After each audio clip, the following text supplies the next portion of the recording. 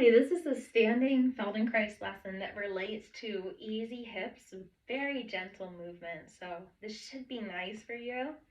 Don't go past your limit and take one leg in front of the other. Both toes are pointing forward. I have about hip width space between my legs.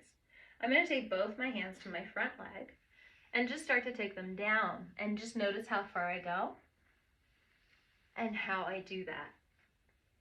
So we're going to do that a few times. Exhale as you go down the leg, going down the front. Does your head start to bend, or where in your spine do you notice movement? Just very slowly. The next time you come back up, let's take hands to the back of the leg and go down that way. And you might only reach above the knee. You might only be able to go a little bit. It doesn't really matter. The reason I can do more, it's not because I'm flexible, it's because I've learned efficiency, which I'm trying to teach you. So don't think that this is a range that you're going to achieve today, but know it's a range you can achieve no matter your age or what you think. But for now, go as far as is comfortable, and after you've done a few in the back, one more in the front. And then stand with both feet and just notice the difference between your two legs. You might choose to walk around a little bit and notice, is that foot having an easier time placing on the floor? Almost like it's showing up a little more. So then we'll take the other leg in front and just go down the front of the leg. You can do this even slower. You can go and do it differently. But the idea is to stay in contact with our hands. That does something for our nervous system that says it's safe to bend and you're connected to the legs. Notice, does your butt go back? Does your back knee bend? How do you make this easier? Now go down the back a few times and notice how you do this. Some people bend the back knee. Others go forward. Others find a way to go around. How do you get through the back? One more time on the front, noticing if it's easier. And walk around for a moment and just see how you feel.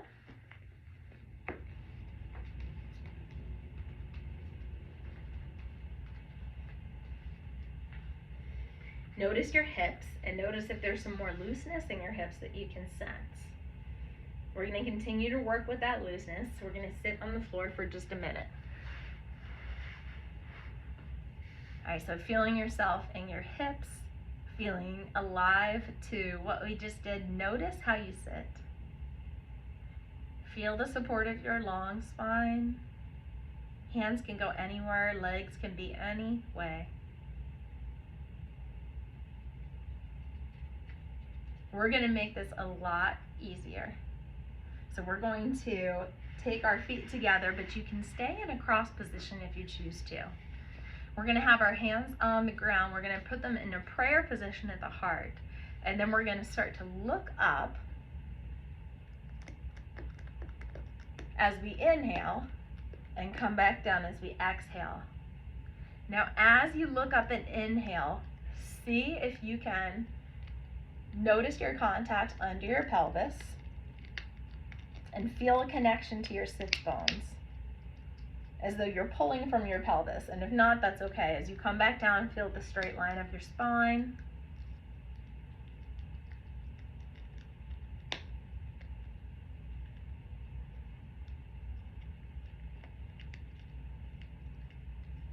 Now we're just going to take one hand in front, one behind, reach the front hand up. As you do, push your belly out and look up toward that hand.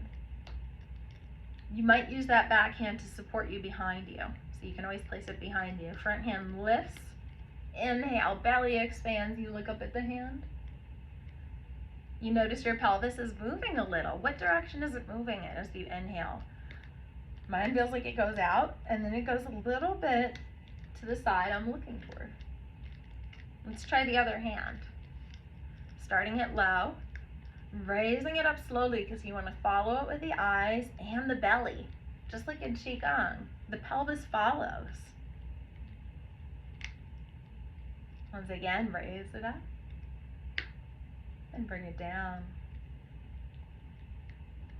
You can rest anytime if you're tired.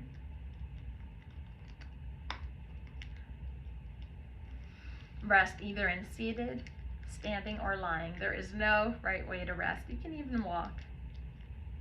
And the rest is you noticing, integrating what just happened that was new.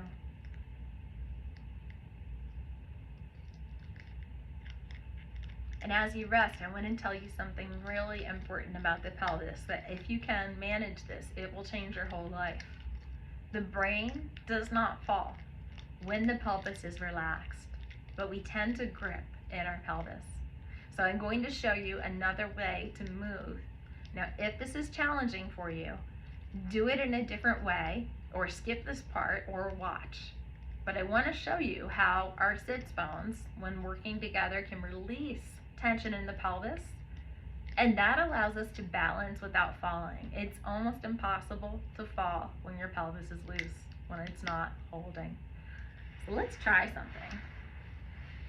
Come up on your knees if you're comfortable. Again, if you're not, do this in seated, or skip it, do something different. And we're just going to once again take one hand up and notice the shift of weight on the knees, and where does the pelvis go if you're looking at the hand. And which sits bone goes up and which one goes down, or do they do the same thing? And your sits bones are your ischium. They're the bones at the very bottom of your pelvis that you sit on, those two knobby points. Try taking both arms up and see what they do. What happens to your sits bones then? Pause if you need to. We're going to come onto one knee, and this is going to be the position where it's going to become very obvious what's happening. So I want you to notice, is your sits bone with the bent leg relaxed? And is your sits bone with this leg, that the knee is on the ground, relaxed? The same.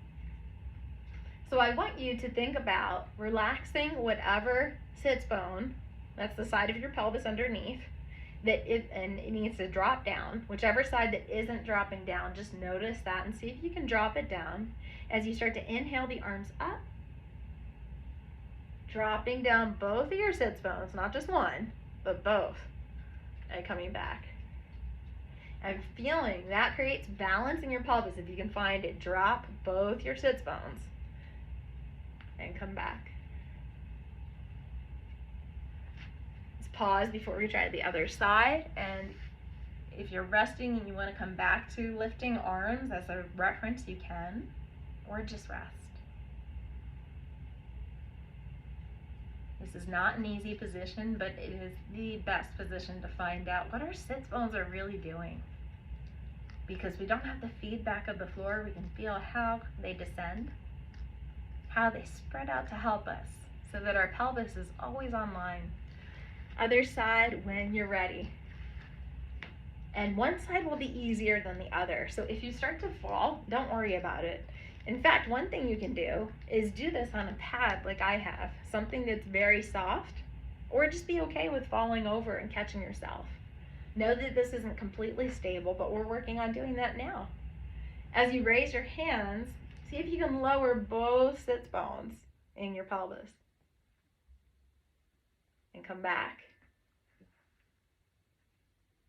Lowering both sits bones, feeling the space, and coming back. And one more time, both sits bones. Both sits bones drop, not just the one with the bent leg, but the other one too, and come back. And sit on the floor or lie on the floor or stand and see how you feel in your hips.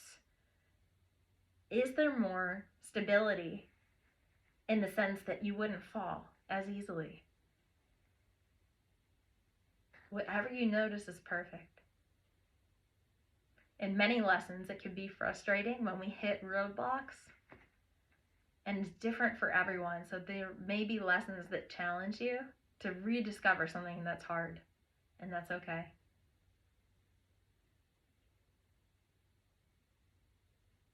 All right, for anyone who wants a challenge to get up, I want to give you a challenging one. So for everyone else, see if you can get up using 4 points. Your hands, your knees. For those who are interested in a bigger challenge, come into this position with one knee bent, the other is on the floor. Drop both your sits bones as you lift the arms and inhale, and then figure out how you could use this to come up. And it's as though you're being lifted. What it looks like is feeling like you're being lifted. So it looks like you're lifted. And you notice that back knee comes in because once I start to lift and these sits bones are dropped, it just drags in.